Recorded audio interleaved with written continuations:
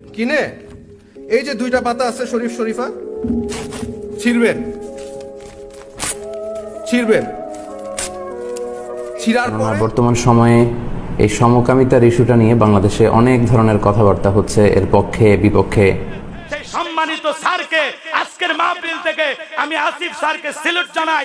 ব্র্যাক বিশ্ববিদ্যালয়ের চাকরি থেকে তাকে বরখাস্ত। আর আসিফ মাহতাবের চাকরি বহাল না করে সারা বাংলাদেশের আলেমরা বাধ্য হবে ব্র্যাক বিশ্ববিদ্যালয় বন্ধের দাবিতে রাজপথে নামবে। যারা এই ধরনের কাজ করবে এটাকে সমর্থন করবে, গোটা বাংলার মানুষ তাদেরকে বয়কট করবে, ঠিক কিনা? চাকরি পর্যন্ত খেয়ে ফেলেছে সিরেফ এই অজুহাতে। বেচারা এই শরীফার এই 2 নম্বর গল্পটাকে অবজ্ঞা করেছে, বই থেকে এই পৃষ্ঠাগুলো ছিঁড়ে ফেলেছে। আসসালামু আলাইকুম ওয়া রাহমাতুল্লাহি ওয়া বারাকাতুহু। শরীফ এবং শরীফার গল্প নিয়ে একটা বইয়ের সে বইকে উদ্দেশ্য করে এখন বাংলাদেশে বিশাল তোলপাড়। ভিডিওটা আপনারা দেখতে থাকুন। ছিড়বেন, ছিড়ার পরে আপনারা হচ্ছে ওই বইটা আবার দিয়ে দিবেন, দিয়ে বলবেন এটা কম, অর্ধেক দামে বেচো, যাতে মানুষের অ্যাওয়ারনেস হয় যে এই বইয়ের আমাদের প্রতিবাদ এটা হতে পারে যে আমরা এই বইয়ের দুইটা পাতা, এই শরীফার পাতা ছিঁড়ে ওই বইটা আবার ওদের কাছে দিব, আমার টাকা দিয়ে আমি ছিড়ব। যখন ছোটবেলায় প্রথম লূত আলাইহিস সালামের গল্প শুনি তখন এটা বিশ্বাস করতে ইমানি দুর্বলতার কারণে অনেক কষ্ট হয়েছে। কিভাবে সম্ভব সমকামীরা, একটা জাতি, একটা রাষ্ট্র কিভাবে সমকামী হতে পারে? এটা কি সম্ভব? এটা তো মানে কল্পকাহিনীর মতো লাগতো ছোটবেলায়, যেটা কিভাবে সম্ভব। শুধু যে সমকামী একজন দুজন বা একটা রাষ্ট্র সমকামী সেটা না, যারা সমকামী না লূত আলাইহিস সালামের সময় তাদেরকে সমকামীরা জোর জবরদস্তি করে তাদেরকে প্রেসার দেয়। এটা কিভাবে সম্ভব? কোরআনে লেখা আছে, বিশ্বাস করা খুবই কঠিন। কিন্তু তারপরে আমি খুব, আমার সিনিয়র লেকচারার যারা আছে তারা বিদেশে অনেক আগে গিয়েছে, আমি অনেক একটু জুনিয়র সবার থেকে বয়সে, আমি রিসেন্টলি গিয়েছি, পাশ করে মাস্টার্স পাশ করে এসেছি। আপনি যদি বিদেশে যান, আমি ইংল্যান্ড ইউকে থেকে পড়াশোনা করেছি, আপনি যদি বিদেশে যান কমনওয়েলথ যে কিভাবে সম্ভব ওটা আপনি নিজেই দেখতে পারবেন। সরওয়ার স্যার বলেছেন 40% আমেরিকানরা এখন সমকামী, বাচ্চা কাচ্চারা 40%। তার মানে কি দুজনের মধ্যে একজন সমকামী? কিভাবে সম্ভব? শুধু যে তাই না, ইংল্যান্ডে যে আমি গিয়েছি, আমার এখন গতকাল আমার ফ্রেন্ডের সাথে কথা হচ্ছে, পিএইচডি করছে আমেরিকায়, বলছে এই সমকামী বিষয়ে এলজিবিটি ব্যাপারে ট্রান্সজেন্ডারের কথা বললেই আপনার শেষ, লাইফ শেষ। এবং এটা আমি নিজে ফেস করেছি। আপনার ইংল্যান্ডের জেলে, আপনার ওখানে গেলে আপনার বলতো, আপনি যতক্ষণ না পর্যন্ত বলবেন লাইলা সমকামী, এটা না বলা পর্যন্ত তারা আপনাকে শান্তি দিবে না, আপনাকে চাকরি দিবে না। আপনি যদি পড়াশোনা করেন আপনাকে পড়াশোনা থেকে আপনাকে ইউনিভার্সিটি থেকে বাইর করে দিবে।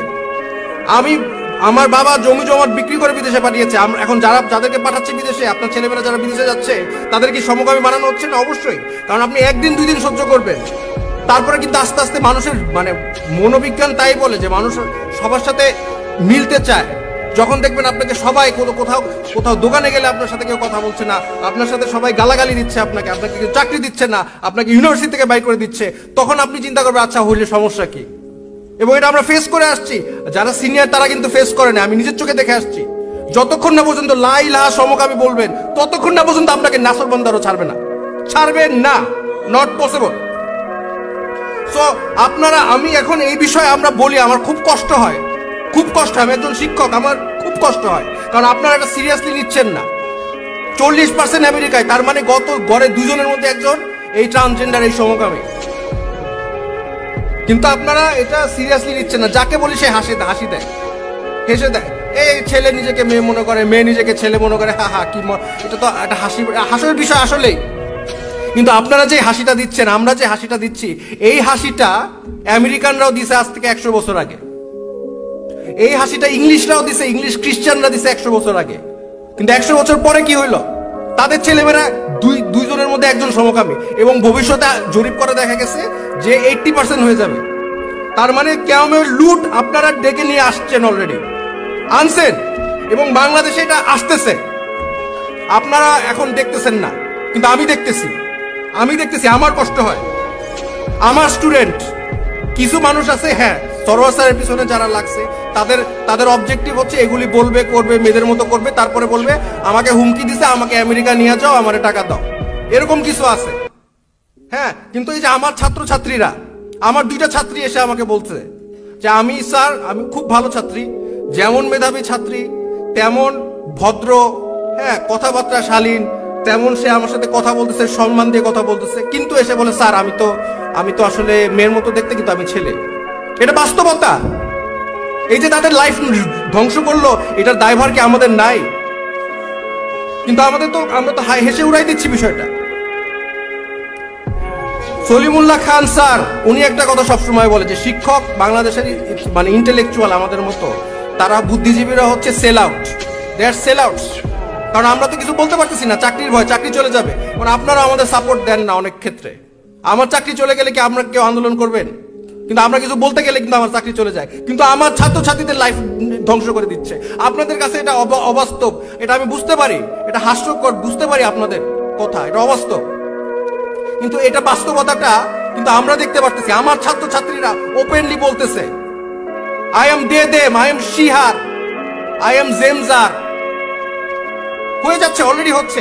একটা সময় আপনারা বলবেন যে এটা তো এলিট সোসাইটি, আমাদের কিছু যায় আসে না। এলিট সোসাইটিটা তো রিলেশনশিপ করতো, গার্লফ্রেন্ড বয়ফ্রেন্ড, এখন তো আপনাদের ছেলেমেয়েরাও রিলেশনশিপ করে। এই এলিট সোসাইটি যখন চেঞ্জ হবে, বাকিটা অটোমেটিক চেঞ্জ হয়ে যাবে। আপনারা এখনই, আপনাদের যদি মানে এখন যদি না থামাইতে পারেন, এটা ভবিষ্যৎ অন্ধকার। আমাদের এখনই থামাইতে হবে। এখন ভাই নতুন আইন প্রচারিত হচ্ছে, আপনারা এটা হয়তো জানেন না। বাংলাদেশে আইন হবে যে যারা ট্রান্সজেন্ডার, যেসব ছেলে নিজেকে মেয়ে মনে করবে তাদেরকে স্বীকৃতি দেওয়া হবে, এবং এর বিরুদ্ধে আপনি যদি বলেন তার আপনার 1 বছরের জেল আর 50,000 টাকা জরিমানা হবে। এটা কিন্তু বাস্তবতা। এটা আইনটা পাশ হলে আমরা ধ্বংস, আমরা শেষ। কারণ এই আইনটা আসলে সমস্যা কি? আপনাদের তো কিছু যায় আসে না, আমাদের তো কিছু যায় আসে না। প্রবলেম কি? বাংলাদেশের ধর্ষণ আইন কি বলে? 175 আর্টিকেল বাংলাদেশ পিনাল কোডে বলা আছে, একটা ছেলে যখন একটা মেয়েকে ধর্ষণ করবে তখনই সেটা ধর্ষণ বাংলাদেশের আইনে। এখন একটা ছেলে যদি নিজেকে মেয়ে দাবি করে আর আইন যদি তাকে মেয়ে হিসাবে স্বীকৃতি দেয়, তাহলে কি হবে? তাহলে সে ধর্ষণ করলে তার কোনো বিচার আছে বাংলাদেশে? কারণ মেয়ে তো মেরে ধর্ষণ হয় না। তার মানে আমাদের দেশে তো আমরা ধর্ষণ আইন আমরা প্রচলিত করতেছি, ট্রান্সজেন্ডার নামে ধর্ষণ করবে। আমাদের কারো আত্মীয় স্বজনের যদি আল্লাহ না করুক ক্ষতি না হওয়া পর্যন্ত কি আমরা আগের থেকে কিছু করতে পারি না? ক্ষতি হওয়ার পরে এই ট্রান্সজেন্ডার আইন যদি পাশ হয়, তাহলে তো ধর্ষকরা তো জাস্ট বলবে আমি মেয়ে। কারণ আপনারা বলবেন এটা তো কোনোদিন হইতে পারে না, এটা তো বাস্তব কথা না। আমি উদাহরণ দিই, ডেমি মাইনর, এটা বিদেশে, উনি হচ্ছে। কেননা বর্তমান সময়ে এই সমকামিতার ইস্যুটা নিয়ে বাংলাদেশে অনেক ধরনের কথাবার্তা হচ্ছে, এর পক্ষে বিপক্ষে বিভিন্ন ধরনের আলোচনা, সমালোচনা, যুক্তি পাল্টা যুক্তি ফেসবুকে আমরা লক্ষ্য করেছি। তো সে কারণে অনেক দিনী ভাই এবং বোনেরা আমাদেরকে রিকোয়েস্ট করেছেন যে ইসলামিক দৃষ্টিকোণ থেকে এই সমকামিতার ব্যাপারে যদি কিছু আপনি বলেন। তো সেই রিকোয়েস্টের আলোকে মূলত আজকে এই বিশেষ লাইভের সিদ্ধান্ত নেয়া। আমরা লাইভের শুরু থেকে শেষ পর্যন্ত এই বিষয়টি নিয়ে কিছু কথা আপনাদের সামনে শেয়ার করবার চেষ্টা করব ইনশাআল্লাহুল আজিজ।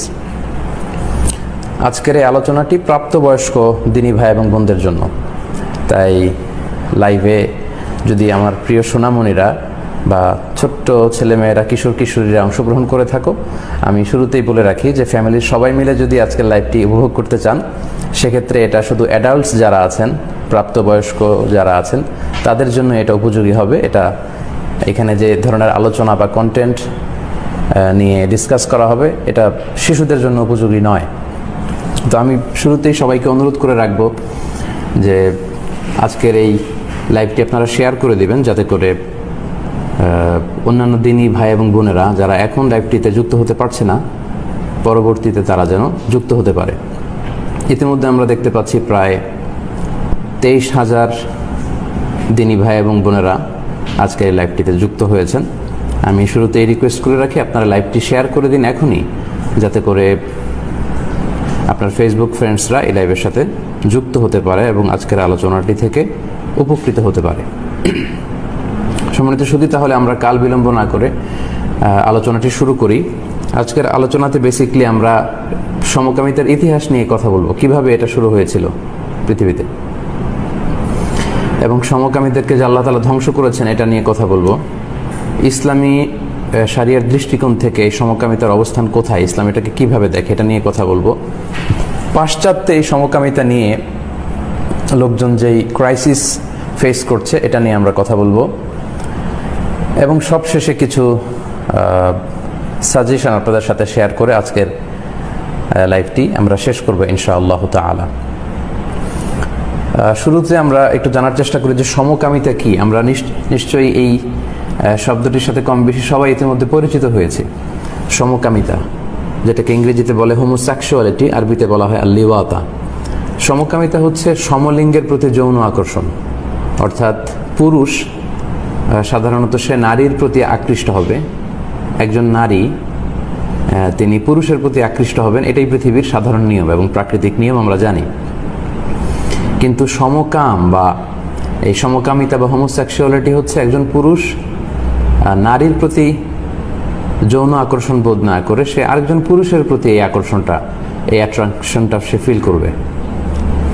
এবং একজন নারী স্বভাবতই পুরুষের প্রতি আকৃষ্ট হওয়ার কথা, কিন্তু সেটা সে না হয়ে একজন নারী হয়েও নারীর প্রতি তিনি আকৃষ্ট হবেন। এই ব্যাপারটাকে বেসিকলি বলা হয় সমকামিতা। এবং এই সমকামিতা সর্বপ্রথম লূত আলাইহিস সালাম ওনার সময়কালে এই ঘৃণ্য পাপ কাজটি শুরু হয়েছিল। আমরা লূত আলাইহিস সালামের কথা কম বেশি সকলে শুনেছি। আল্লাহ তাআলা মানব জাতির হেদায়েতের জন্য যত আম্বিয়া আলাইহিমুস সালাম পৃথিবীতে পাঠিয়েছিলেন তন্মধ্য থেকে লূত আলাইহিস সালাম অন্যতম, এবং উনি ইব্রাহিম আলাইহিস সালামের সমসাময়িক একজন নবী। শুধু এটাই না, তিনি ইব্রাহিম আলাইহিস সালামের আত্মীয় ছিলেন। সম্পর্কের দিক থেকে সাইয়েদনা লূত আলাইহিস সালাম ছিলেন ইব্রাহিম আলাইহিস সালামের ভাইপো বা ভাইয়ের ছেলে। তো লূত আলাইহিস সালামকে আল্লাহ তাআলা সাদুম গোষ্ঠীর নিকট।